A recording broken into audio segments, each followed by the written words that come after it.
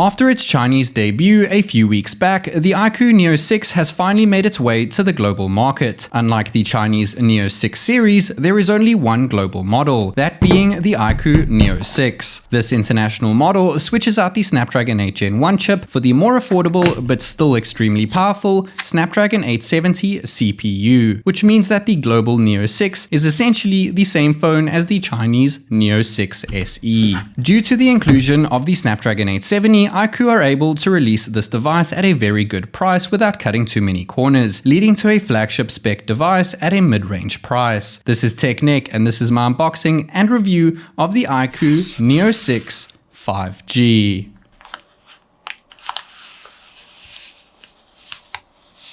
The iQOO Neo6 comes in two main color variants, that being Cyber Rage, or the color that I have with me here today, known as Dark Nova. It kind of looks like a bit of a dark Nova color, I guess you could say. There's a bit of black, a bit of blue. In certain lighting conditions, it shifts over to a more greeny blue, kind of like a turquoise, you could say. And the back camera setup looks pretty elegant too. I really like the little Neo badge over there and the nice branded iQOO at the bottom. But more importantly, inside of it sits a massive 4700 mAh battery, 80 watt wire charging, Snapdragon 870 chipset, Cascade cooling system, LPDDR4X RAM, and enhanced UFS 3.1 storage. We have a glass front, plastic frame and back, meaning that it's pretty light at 190 grams and just 8.54 millimeters thick. In that boxy camera module at the back sits an 8 megapixel ultra-wide sensor, 64 megapixel ISOCELL GW1 main sensor with optical image stabilization, and a 2 megapixel macro sensor. The ultra-wide camera takes okay pictures, I guess you could say. The 64 megapixel main looks fantastic. Binning it down to 16 megapixels using 4:1 pixel binning looks even better. We do have 2 times digital zoom over here, which does an okay job using the main camera, 5 times as well as 10 times, which is the max zoom.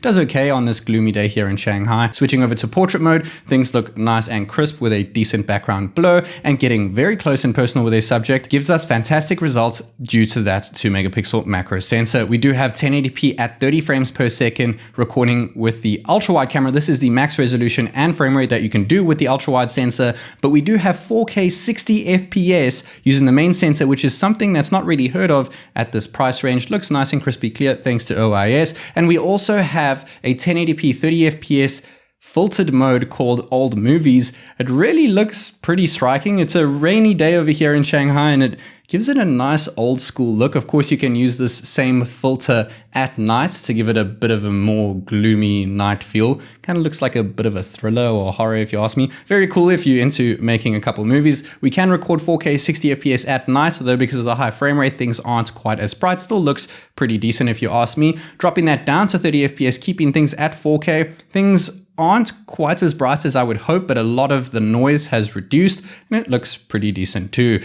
But ultra-wide recording at night is where it really does fall down, but ultra-wide cameras in general don't necessarily do the best job of recording at night. We do have ultra-wide night mode off here, and switching it on kind of controls the colors and detail a little bit more. Same thing can be said with the main sensor over here that gets a lot more color and detail shining through, which is great. We also have night mode off and on for the 2 times digital mode, as well as the 5 times. And though it doesn't really make things much brighter, it does know how to control the light noise a little bit better with night mode on, whether you're using 2, 5, or 10 times zoom at night. Other than that, we do have a dreamy spotlight filter mode, which looks okay, textured black and white, which looks pretty decent, and long exposure as well if you want to get those drifting along lights. The camera system on the back of this phone is more than you're paying for. Does a fantastic job. We have a power button on the right hand side as well as a non-split volume rocker at the bottom. We do have a dual SIM 5G standby tray. Unfortunately, no expandable storage, though there is a water resistant seal. We do have USB 2.0 type C port at the bottom. Alongside that, the first dual stereo speaker, and the second one is at the top, found inside the earpiece, and just above that is an IR blaster.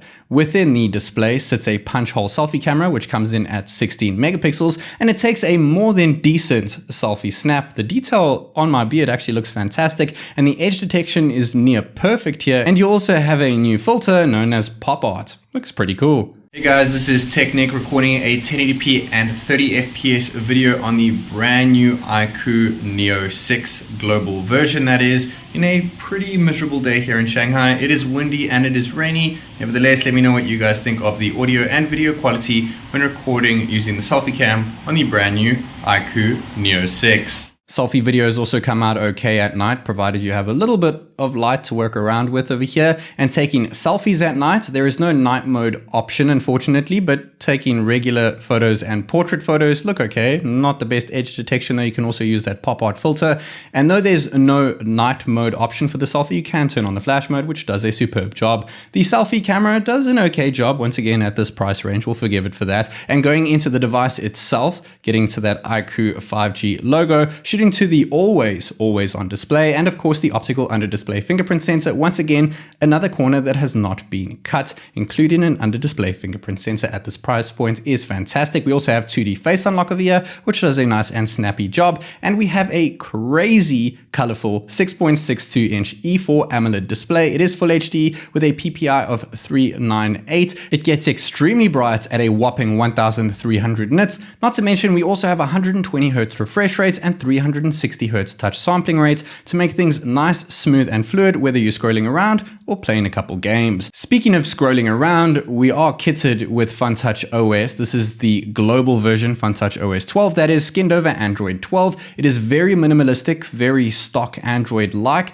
It's very simplistic. I like it. We have Google Discover on the left-hand side, as well as an app drawer over here, and you can slide to the side to gain some access to a bunch of widgets, and the notification shade is nice and neat too. We do have 12 gigs of LPDDR4X RAM, which can be extended by an extra 4 gigs of RAM, and let's not forget about that 7nm run Snapdragon 870 chipset, which has a crazy high main core clock speed of 3.2 GHz. And when you pair the chipset along with the included monster mode, we get an AnTuTu score of 734,398 points, which is the highest I've ever seen on a Snapdragon 870 run smartphone. Geekbench 5 scores are also a tad above the average Snapdragon 870 powered smartphones, and 3D Mark Wildlife a nudge ahead too, with an average FPS of 25.5. And speaking of FPS, it's time to play some games. Fortunately, we do have Ultra Game Mode so that we can enable Monster Mode and Eagle Eye View, which pops the colors a little bit more on the fly. And the first game that we're going to be running into now is Genshin Impact with the highest possible graphics settings, max FPS, but the game is capped at 60 FPS. So even if we could run it over 60 FPS, we're not going to see more than 60 because the game is capped at that, even though the device is capped at 120. And we're getting an average of 40 FPS, which is only 3 less in terms of average FPS when compared to the flagship leading Snapdragon 8 Gen 1 chipset. If you ask me, that's an absolutely fantastic achievement. And moving on to our next game, that being Bullet Force, with an unlimited FPS cap, ultra graphics, max FPS. We're reaching frames of about 120 on average, which is actually exactly the same as the average that we see with the Snapdragon 8 Gen 1 run smartphones that I've tested personally on my channel. But what about audio? Let's go ahead and give those dual stereo speakers a listen while gaming.